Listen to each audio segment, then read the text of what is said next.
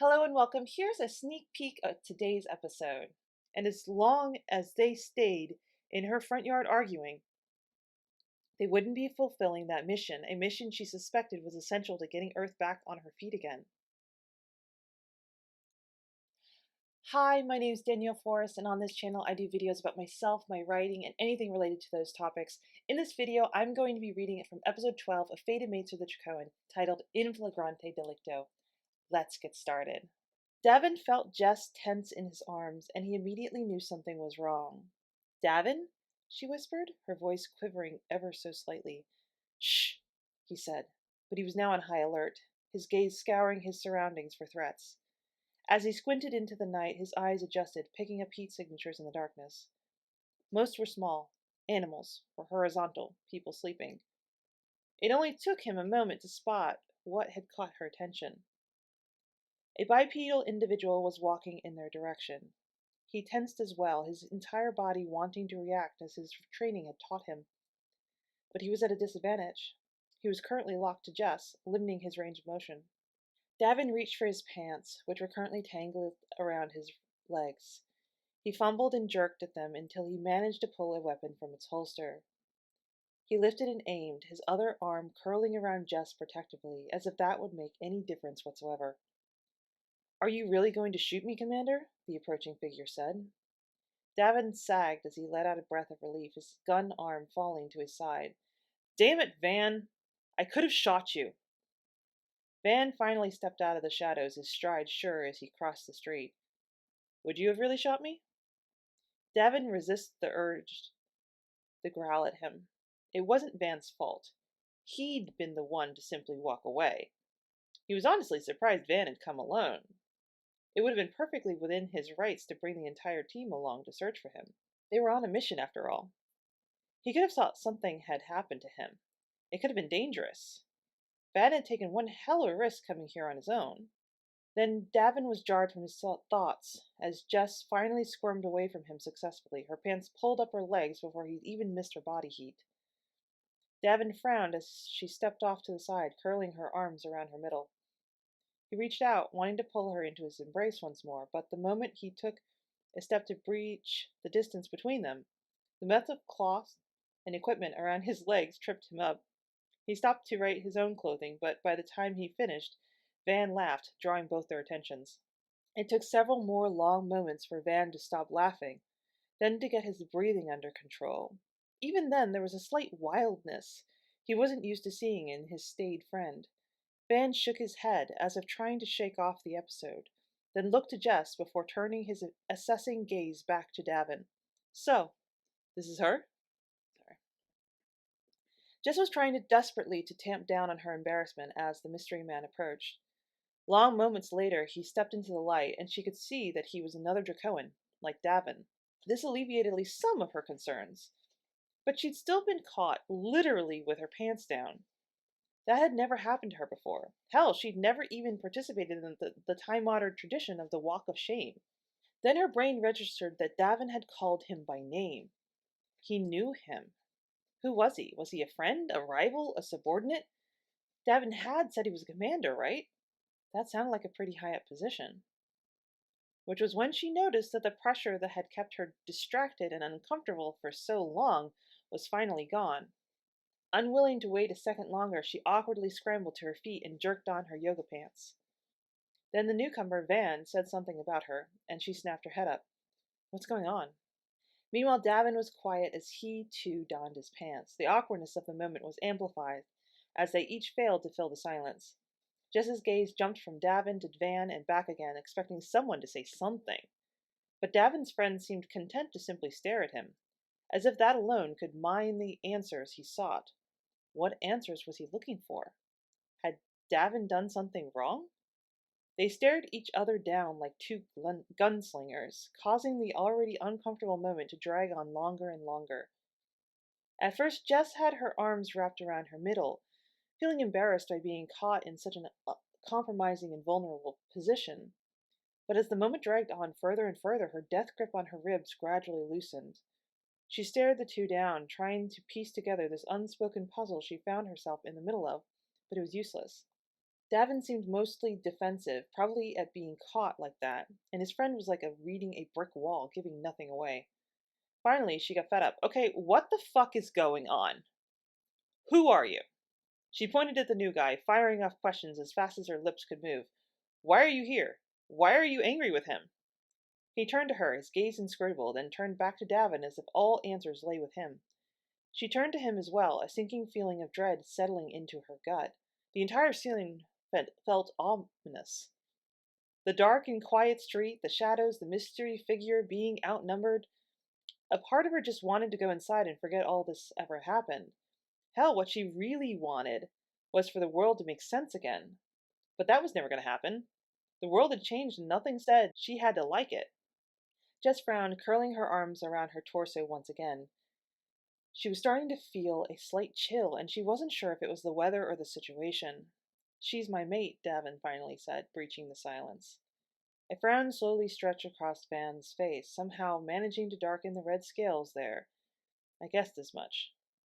Davin paused, a weird expression crossing his face, then continued with the introductions. Van, this is Jess. Jess, this is Van, my second in command. Delighted, she said, the uncomfortable situation making her snarky. I'm guessing Van came looking for me once I came here? Van stiffened, a volatile expression briefly crossing his face before he got it under control once more. Once you disappeared, you mean? I finished that report for you. Then when I came back outside, you were gone. No word, no nothing. You don't do that on mission.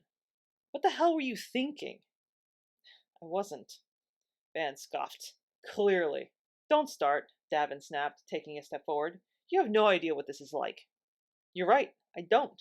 Because you haven't said a damned word. Van was now animated, throwing his hands about as he threw accusations at Davin. Something about the display felt wrong, though. She didn't know the man. But there'd been something a hell of a lot more stalwart in his posture when he'd first approached. Now the restraints were gone, and he held nothing back. I'm your second in command, damn it. I need to know these things. Hell, I'm your friend. I deserve to know these things. What could I do? Davin said in return, meeting him shout for shout. They'd been slowly creeping closer and closer.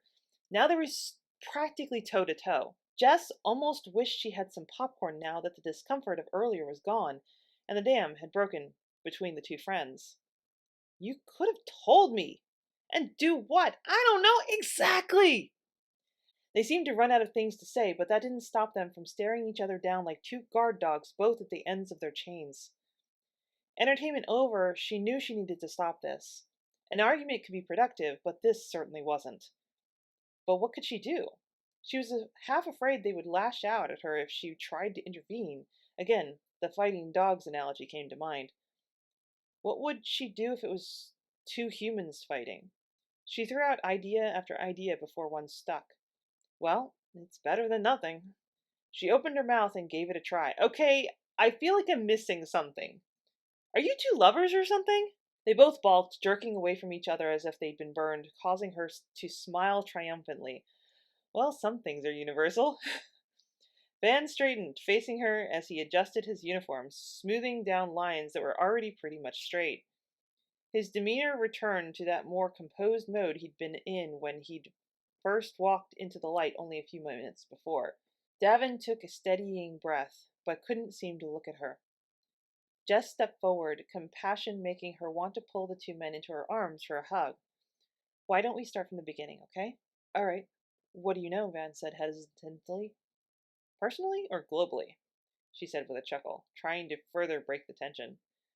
Globally, I guess. She searched for a smile, but Van was a tough cookie to crack, so she shrugged it off and started talking. Okay. A couple weeks ago, the president went on TV announcing that a hostile alien fleet had reached Earth. He declared a state of emergency and asked all non-essential workers to stay in their homes when at all possible. There were the usual assurances. Everything is handled, everyone's cooperating, there's no reason to fear. She shook her head and leaned forward. Let me tell you, it didn't work. Jess frowned, trying to remember exactly how things had gone after that. She'd mostly heard things in rumors and often out of order, the events happening too fast to keep up with. Not that she'd ever been one to keep up with current events. Generally, if it didn't happen in the gaming world, she wasn't interested. But some of her roommates were. Let's see. After that, there was the requisite panic buying, stories about national shortages on certain things. Some of my roommates were constantly checking for updates, but it felt like it was a lot of the same over and over again. So I wasn't exactly paying much attention myself. She shrugged. Then the power went out. That was days ago. Was there any rioting? Looting? I don't know. Why? On our trek to the US Capitol and White House, we spotted damage that didn't seem consistent with an organized attack. Well, I wouldn't be surprised, but we're a few miles out, so I'm not sure we would have heard it if it happened after the power outage. He nodded. So what do you know? About the same time you received the announcement from your government, we received orders to deploy to Earth to reinforce and ally humans who are currently under threat of attack. We arrived a few days ago, just in time to witness the use of a weapon unlike any we'd ever seen before. It knocked out all our sensors temporarily. When we got them back online, the enemy forces we'd detected upon first arriving were gone. We were able to initiate communication with the remaining human ships in orbit, but neither we nor they could reach anyone on Earth. He sighed. Apparently, those massive weapons not only took out the entire enemy fleet, they also took out Earth's satellite communications network. Nuclear bombs, Jess said in shock. Yes, I believe that's what they said it was. A part of her couldn't believe it. No one had used a nuclear bomb in an offensive capacity since World War II. It was the ultimate deterrent, but no one actually wanted to use them. They were too nasty, had too much collateral damage, and yet it made sense. Nuclear bombs created EMPs. If it detonated low enough to affect Earth, even a single bomb could wreak havoc on a massive territory. And hemp, she muttered to herself. What? An HEMP, high altitude electromagnetic pulse. Of course, Van said, looking a little excited. That makes perfect sense. He started pacing. We couldn't understand why the power hadn't been brought back online, why communication systems were still offline. We assumed the damage to the satellite network was to blame, but if the electronics themselves were fried, going back online again would be no simple task. But I would have thought the government would be prepared for that. I mean, we've known about EMPs since like the 50s. Wouldn't all their equipment be shielded or something? Van stopped pacing. That's true. Even if the main power grid was damaged, they should have been able to maintain command somewhere. But where? Fuck if I know. Van turned and nodded to her. Thank you. You have been most helpful. A little thrill ran through her at being called useful, but she shrugged, trying to pass it off as no big deal. He turned to Davin, who'd been quiet this entire time. Come, we have to go. Davin tensed, and Jess knew what he was going to say next. I'm not going anywhere. He looked at Jess, his expression one part stubborn, one part pleading. Davin, my friend, you have to come back. I can only cover for you for so long. You are the commander of the Draconian fleet here. Everyone is looking to you for direction. Jess startled at his words. Oh my god, I forgot. A cold sensation rushed through her, leaving a twinge of guilt in its wake. He'd said he was a commander, but she hadn't really thought that concept through to its inevitable conclusion. She'd only considered his title as far as it benefited her. She'd been reassured by knowing he was somebody, someone of power, of influence, of control. At the time, it had been nothing but a word, something to anchor him to the real world in her mind. But it was more than that, wasn't it? It was his duty, and a heavy weight upon his shoulders that no one else could carry but him. People relied on him. And so long as he's here, he's letting them down. No, I can't, Davin insisted, his voice getting deliciously growly as he inched closer to her. Davin, please, you must. But with each pleading word from his friend, Davin became more adamant, more intractable. Van tried reason, duty, emotion. Nothing worked, and each entreaty had Davin inching closer and closer to her. When he was practically on top of her, it finally clicked. The mating. That was why he was here, after all. In her yard. But that wasn't why he was on Earth. Both he and Davin were in uniform, both with weapons clipped into holsters. Even in the dark, it was easy enough to clock them as soldiers, soldiers who had a mission. And as long as they stayed in her front yard arguing, they wouldn't be fulfilling that mission, a mission she suspected was essential to getting Earth back on her feet again. I need to do something. But what? What could she do? She was just a content creator online, and even that was beyond her abilities right now because there was no internet, no computer, no electricity. She was literally useless right now. And yet she was worse than that, wasn't she? She was actually less than nothing. She was a negative because she was holding up this team of aliens from doing their jobs. Without her, Davin would be doing what he was supposed to be doing. He would be leading his team, helping the Earth in whatever way deemed necessary. But how do I fix this? That was the question, wasn't it? So long as she was here, Davin wouldn't leave her side. So I go with him. The idea struck like a lightning bolt, both painfully obvious and terrifying. She didn't know what their mission was or if it was dangerous. And while she just reassured Scotty that she could take care of herself, she felt far less confident in this situation. She was no soldier, and her martial arts training was rusty at best. Would she even react correctly in a fight? She frowned and cringed as she blurted out, "Let me go with you," as if she were ripping off a bandage. "What?" they said in unison, jerking around to face her. "Let me go with you," she said, this time with more confidence. But they were each looking at her like she was crazy. Shit, this isn't working. Think, just think, what would convince them? I know the area? I might be able to help? Van stared at her for several moments, his gaze calculating. Then his eyes widened slightly, a grin twitching at the corners of his lips. He gave Jess a barely discernible nod before diverting his attention to Davin. The moment they both saw Davin calm, she knew she'd won him over. Van nodded. "Let's go." Thank you for watching to the end of this video. I hope you enjoyed it. What did you think, and what do you think is going to happen next? Leave me a comment below. Anyway, that's all I have for now, and if you like this video, consider giving it a like and subscribing to the channel and hitting the bell if you want notifications. And if you want to connect with me and my content in other places, you can find links to my various social media accounts and where to find my stories online in the video's description. And if you're the type of person who just can't wait, you can get early access to my stories, among other rewards, on my Ream subscription. Ream is 5 episodes ahead with Fated Mates of the Drakoan, and is currently sharing my unedited whip of Match to the Alien Captain.